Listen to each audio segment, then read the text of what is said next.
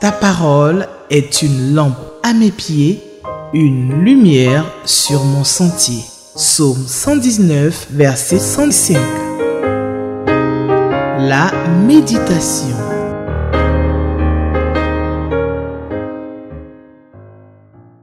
Je sais qui je suis, je Christ, ce que j'ai en Christ, où je suis en Christ. Je sais qui je suis, je sais qui je suis en Christ, ce que j'ai en Christ, où je suis en Christ. Je sais qui je suis, je marche avec puissance, j'accomplis des miracles, je vis une vie de faveur. Car je sais qui je suis, je marche avec puissance, j'accomplis des miracles, je vis une vie de faveur. Car je sais qui je suis. Vous imaginez que je parlerai de faveur, je parlerai de la protection de Dieu, je parlerai de la prunelle des yeux de Dieu. Et naturellement, quand il s'agit des prunelles des yeux de Dieu, nos regards se fixent vers David. Nous parlerons de David en ce jour, dans la méditation de ce jour. Nous parlerons de David, qui avait la protection de Dieu, qui était la prunelle des yeux de Dieu. Fidèles téléspectateurs d'Espérance TV, et vous qui nous suivez via d'autres canaux, je vous salue. Nous sommes aujourd'hui jeudi 17 octobre 2024 et vous êtes à la méditation avec la Ligue pour la lecture de la Bible qui nous propose donc 1 Samuel chapitre 18 du verset 17 jusqu'au verset 30. Et certainement que je reviendrai sur ce chant parce que mon réalisateur a la faveur de Dieu comme David. Et vous aussi, chers téléspectateurs, vous avez la faveur de Dieu sur votre vie. Seigneur, je te loue et je te rends grâce. Je te bénis pour cette méditation. Nous parlerons de David, nous parlerons de Saül, nous parlerons de David. David. Nous parlerons en long et à large de David. Seigneur, beaucoup d'enseignements vont se dégager de cette méditation. Merci de mettre cela en pratique. Que ton nom soit béni au nom de Jésus-Christ. Amen. Voilà donc 1 Samuel chapitre 18, alors du verset 17 jusqu'au verset 30. Voici notre texte de méditation. Je vais donc lire la parole de Dieu dans la version Louis II. 1 Samuel 18. Saül dit à David, « Voici, je te donnerai pour femme ma fille aînée Mérab. Serre-moi seulement avec vaillance et soutiens les guerres de l'Éternel. » Or Saül se disait, je ne veux pas mettre la main sur lui, mais que la main des Philistins soit sur lui. David répondit à Saül, qui suis-je et qu'est-ce que ma vie? Qu'est-ce que la famille de mon père en Israël pour que je devienne le gendre du roi? Lorsque arriva le temps où Mérab, fille de Saül, devrait être donnée à David, elle fut donnée pour femme à Adriel de Méhola. Michal, fille de Saül, aima David. On en informa Saül et la chose lui convint. Il se disait, je la lui donnerai afin qu'elle soit un piège pour lui et qui tombe sous la main des Philistins. Et Saül dit à David pour la seconde fois, tu vas aujourd'hui devenir mon gendre. Saül donna cet ordre à ses serviteurs, parlez en confidence à David et dites-lui, voici, le roi est bien disposé pour toi et tous ses serviteurs t'aiment. Sois maintenant le gendre du roi. Les serviteurs de Saül répétèrent ces paroles aux oreilles de David, et David répondit, croyez-vous qu'il soit facile de devenir le gendre du roi? Moi, je suis un homme pauvre et de peu d'importance. Les serviteurs de Saül lui rapportèrent ce qu'avait répondu David. Saül dit, « Vous parlerez ainsi à David. Le roi ne demande point de dot, mais il désire 100 prépuces de Philistins pour être vengé de ses ennemis. » Saül avait le dessein de faire tomber David entre les mains des Philistins. Les serviteurs de Saül rapportèrent ces paroles à David, et David agréa ce qui lui était demandé pour qu'il devienne gendre du roi. Verset 27. Avant le terme fixé, David se leva, partit avec ses gens et tua 200 hommes parmi les Philistins. Il apporta leurs prépuces et en livra au roi le nombre complet. Ainsi, afin de devenir gendre du roi. Alors Saül lui donna pour femme Michal, sa fille. Verset 28. Saül vit et comprit que l'Éternel était avec David. Et Michal, sa fille, aimait David. Saül craignit de plus en plus David, et il fut toute sa vie son ennemi. Les princes des Philistins faisaient des excursions, et chaque fois qu'ils sortaient, David avait plus de succès que tous les serviteurs de Saül, et son nom devint très célèbre. Alléluia! Ton nom là, deviendra très célèbre. Fidèle téléspectateur, ton nom deviendra très célèbre. Pas mon nom, au nom de Jésus-Christ de Nazareth. Allons-y avec donc quelques observations et le contexte. Alors, je peux donner comme titre à cette méditation les ruses de Saül. Alors, la première ruse de Saül, la jalousie, vous le savez, engendre la colère. Et la colère engendre la violence. Mais Saül a conscience que l'Éternel est avec David. Saül, il a conscience que l'Éternel est avec David. Nous pouvons le voir au verset 12, verset 14 et le verset 28. Et qu'il est très sage. David est très sage. On a pu le voir au verset 15, que nous n'avons pas lu. Les versets que je vous donne, c'est les versets antérieurs. Il a peur de David. Verset 12. Il a même très, très peur de David. Verset 29. Quand la grâce de Dieu est sur toi, c'est comme ça, on a peur de toi. Il cherche donc par ruse à tuer David indirectement. Donc, il ne peut pas l'abattre comme ça. Donc, indirectement, il cherche à faire tuer David. Et nous voyons cela clairement expliqué au verset 17. Tous ces plans sont déjoués. Tous les plans de Saül sont déjoués. Car David est protégé par Dieu. David est protégé dans le creux des mains de l'Éternel. David est protégé par Dieu. Alors nous notons que David remplit toutes les conditions pour avoir Mérab, la belle Mérab. Il remplit toutes les conditions. Alors je voudrais ouvrir ici une parenthèse pour saluer un couple ami, le couple Eni, c'est-à-dire Jocelyne et Sylvain, qui ont, on va dire, pas extraordinaire, ils ont les deux enfants dont nous parlons. C'est-à-dire, ils ont David, qui est le petit, qui est élève donc à l'école militaire. Et puis, ils ont Mérab, qui est la grande sœur, qui est étudiante. Donc, ils ont Mérab, la grande sœur. Ils ont David, le petit frère. Alors, donc, ils portent donc le prénom. Les deux portent le prénom. Je vais les saluer. Saluer Sylvain, saluer Jocelyne, Eni, saluer David et saluer Mérab. Voilà. Je ne sais pas comment vous avez fait, mais vous avez mis les deux noms là dans votre famille. Alors, je salue en même temps toutes les Mérab et tous les David. Alors, pour revenir à notre texte, David remplit toutes les conditions.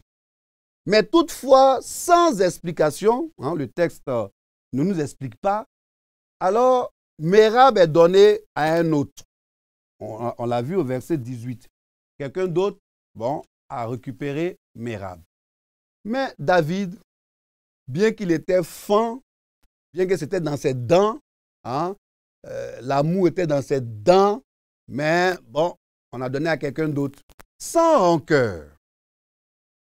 Devant cette injustice, David demeure un modèle d'humilité. Si vous prenez des notes, je veux que vous souligniez ça. Sans rancœur, David demeure un modèle d'humilité. Ça veut dire quoi? Ça veut dire que tu peux mériter quelque chose. Chers téléspectateurs, tu peux mériter quelque chose. Tout le monde sait que vraiment c'est toi qui mérites. On t'a fait passer plusieurs textes, mais c'est toi qui mérites. Et puis une injustice fait qu'on donne cette place, on donne cette nomination, en tout cas on donne ça à quelqu'un d'autre. David répond, regardez comment David répond. Si on remonte, David dit, « Qui suis-je? Et quelle est ma famille pour être gendre de l'Éternel? » Il dit bien, je suis d'une famille pauvre. Ici en Côte d'Ivoire, on dit, sa famille là, c'est Yalé, c'est Gbeleya, c'est Galère. Ils sont dans une situation, j'ai envie de dire, pour parler comme les bêtés, niaisagréables. Ils sont les niaisekou, ça veut dire là même, c'est la galère à outrance.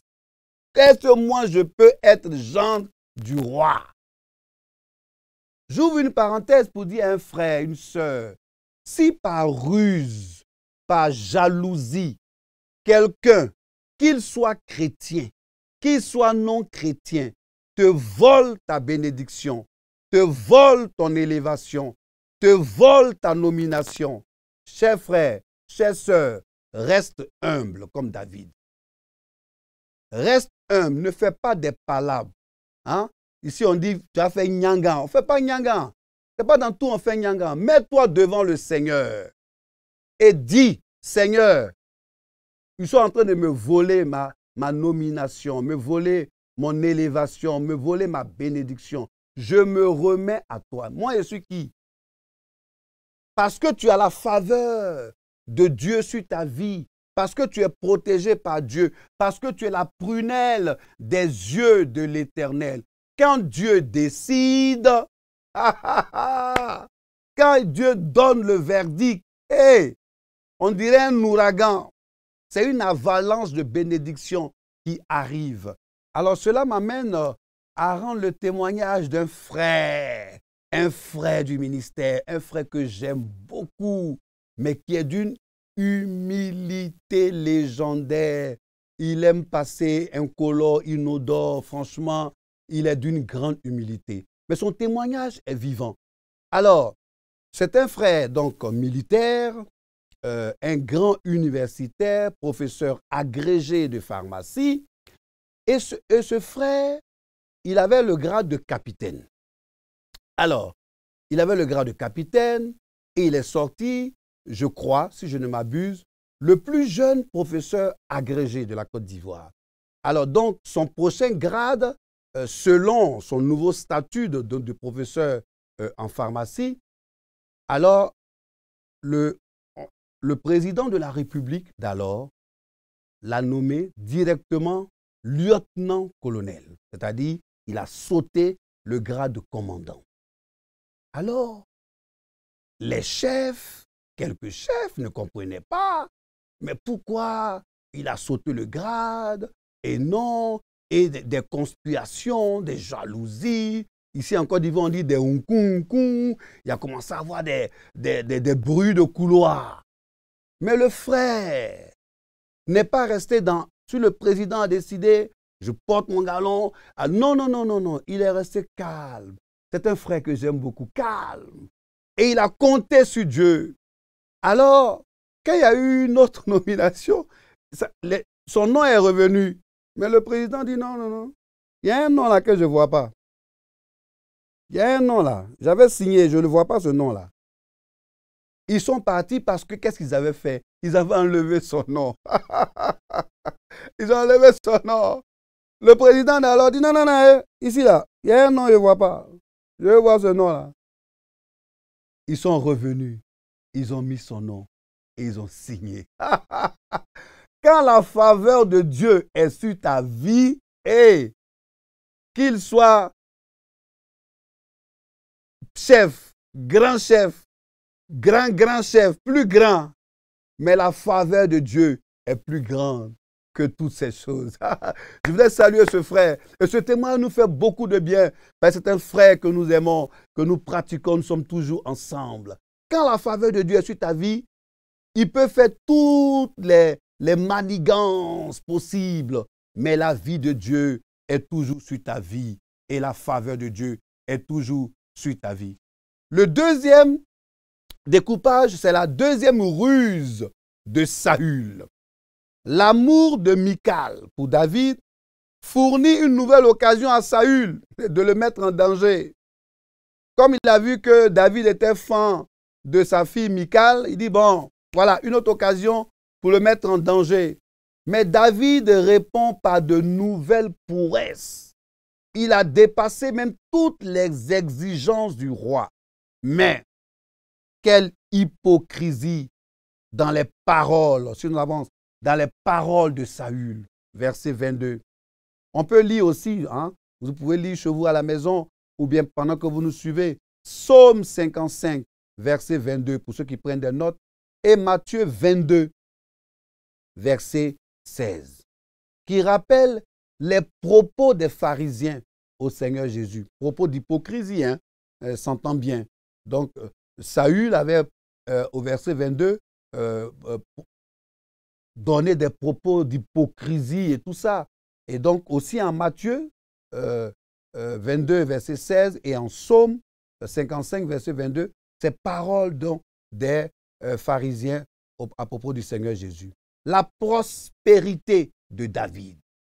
David, ta prospérité. Ta prospérité. Ta prospérité. Si tu appelles David là, à tous les David, votre prospérité, ne jouez pas avec votre vie. Saül, qui est à tort l'ennemi de David, mais il restera dominé par la peur et l'esprit de vengeance. À tout moment, il avait peur de David et il voulait se venger de David. Mais au contraire, David dépendait de Dieu. Donc c'est ça qui est la différence. David, lui, dépendait de Dieu, de l'Éternel. Donc, il prospérait et il réussissait en tout temps et en tout lieu. Vous qui prenez des notes, vous pouvez prendre Psaume 57, verset 3. David, il prospérait. Pendant que Saül était en train de préparer des plans diaboliques, des plans sous-marins, David, lui, continuait de prospérer et de réussir. Mais ce chapitre présente aussi une image de notre époque. Ce chapitre 18 présente aussi l'image, une image de notre époque. 1. Les Philistins figurent du pouvoir séculier de ce monde. 2. Saül, le pouvoir religieux, en rapport avec Dieu, mais jaloux de son autorité et de ses prérogatives. Saül est le premier qu'on a cité. Or, celles-ci lui ont été particulièrement, lui ont échappé aux périodes de réveil lors de la mise en lumière de l'évangile, de la parole de Dieu, symbolisée par la harpe de David. Le monde religieux infidèle y a répondu par des persécutions, la lance de Saül. Contemplons surtout en David le type de Jésus-Christ, objet de jalousie et de complot. On peut voir cela en Matthieu 21, verset 46. En Matthieu 26, pour vous qui prenez des notes, verset 4.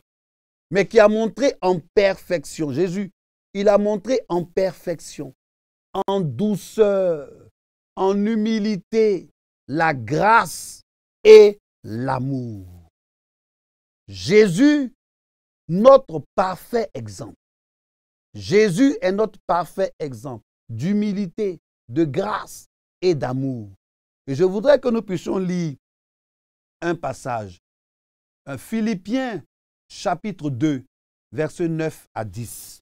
Voilà, Philippiens, c'est dans le Nouveau Testament. Hein.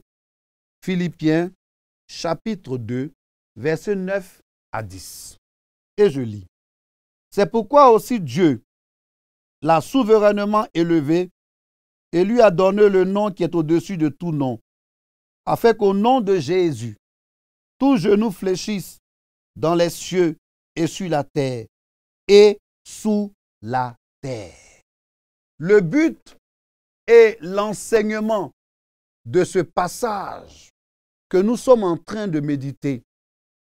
Donc, le but et l'enseignement de ce passage soumis à notre méditation, que nous voulons retenir pour notre vie, est de rester fortement attachés au Seigneur. Chers téléspectateurs, restons fortement attachés au Seigneur, de reconnaître notre valeur. Et ce que tu vaux là, c'est important. Ne laisse pas quelqu'un te mélanger parce que il est pasteur, parce que c'est ton père spirituel, parce que c'est ta mère spirituelle. Non, non, non, non, non, non, non. Je l'ai dit une fois, le pasteur, le père spirituel, le guide, le je ne sais quoi, il n'a pas versé son sang pour toi. Hein. C'est Jésus qui a versé son sang pour toi. Alors, tu as de la valeur. Tu es la prunelle des yeux de l'Éternel. Donc, pour cela, ne laisse pas des gens te sous-estimer, t'utiliser, t'infantiliser. Attention. Il ne faut pas laisser quelqu'un t'influencer. Fût-il un roi, fût-il un chef, fût-il un pasteur. Non, non, non, non, non, non, non. Tu as de la valeur devant Jésus-Christ. Et tu as de la valeur aux yeux de Dieu. Alors, parce que tu as de la valeur, tu es spécial. David est spécial. La Bible dit, l'homme selon le cœur de Dieu. Tu es spécial comme David. Alors il faut mener une vie de sanctification. Il faut mener une vie victorieuse. Une vie qui t'engage. Une vie qui craint l'Éternel. Avec la Ligue pour la lecture de la Bible, le lecteur nous pose des questions. Et pour cette méditation, voici les questions que le lecteur nous pose. Question 1, question 3, question 7. Question 1, de quoi nous parlent ces versets? On l'a bien vu, hein, quand nous avons médité donc 1 Samuel, on l'a bien vu, de quoi ou de qui cela nous parle. On a parlé de David, on a parlé de Saül, on a parlé de Michal. Alors, y a-t-il un exemple à suivre? Oui, l'exemple de David. Humilité, mais force, qui réussit tout, qui détourne, on va dire, tous les pièges. Humble, travailleur, bosseur. Exemple à ne pas suivre, naturellement, Saül, qui veut utiliser, on va dire, je vais dire comme ça, hein, la grâce de Dieu sur sa vie, mais il utilise de façon détournée, il tend des pièges à loin de l'Éternel. Quelle vérité Dieu me révèle-t-il? Alors Dieu me révèle qu'il est Dieu et que si je suis attaché à lui, si je suis attaché à lui, il a ses yeux sur moi. Il a ses yeux sur moi. Voici la vérité. Le commentaire du lecteur de la Bible. Parce qu'après les questions, nous passons au commentaire de la Bible, du lecteur de la Bible. Les conséquences de la désobéissance à Dieu. Saül use de plusieurs stratégies et ruses afin de faire mourir David loin de l'Éternel. Saül, par ses propos flatteurs, comme d'habitude, fait des promesses mielleuses de mariage de ses filles, Mérab et Michal, à David. Ces promesses ne sont en fait que des pièges et la poursuite de ses intérêts égoïstes. Soyons vigilants. Saül entraîne même David sur son terrain favori, c'est-à-dire la guerre. Malgré tout, il ne parvient pas à atteindre son objectif, éliminer physiquement David. Cela rappelle la tentative de Satan d'éliminer loin de l'Éternel. On peut voir cela en Matthieu 2, verset 16 jusqu'au verset 17. Pendant que tout le peuple de Dieu vit dans une situation de conflit permanent, Contre les Philistins, Saül, dans la déchéance, est préoccupé par son fauteuil, que l'Éternel lui a retiré depuis bien longtemps. L'assistance de Dieu par la sagesse et la force accompagne David sur un chemin périlleux. Ainsi, David triomphe doublement de tous les pièges de Saül. Alléluia. Ce dernier réalise enfin la main de Dieu sur David. Enfin, il en a bien conscience, mais est aveuglé par le péché de désobéissance. Et la haine, malgré tout, il ne se répand pas. Au contraire, il persévère dans le mal. J'ai envie de dire, dommage, dommage, dommage. Que ce ne soit pas votre cas, chers téléspectateurs. Si vous nous prenez en marche, 1 Samuel 18, verset 17 jusqu'au verset 30, a été donc notre texte de méditation. Espérance TV, on a la faveur de Dieu. Espérance TV pour le salut du monde. C'est ici que nous nous arrêtons pour la méditation de ce jour. Espérance TV, c'est pour le salut du monde. Dieu bénisse le corps de Christ. Dieu bénisse tous les Mérab, tous les David, toutes les Michal et est-ce qu'il faut dire tous les Saül? Bon, tous les Saül, on va les bénir quand même. Alors, je voudrais qu'on termine par ce chant que j'aime bien. Je sais qui je suis en Christ, ce que j'ai en Christ, où je suis en Christ, je sais qui je suis.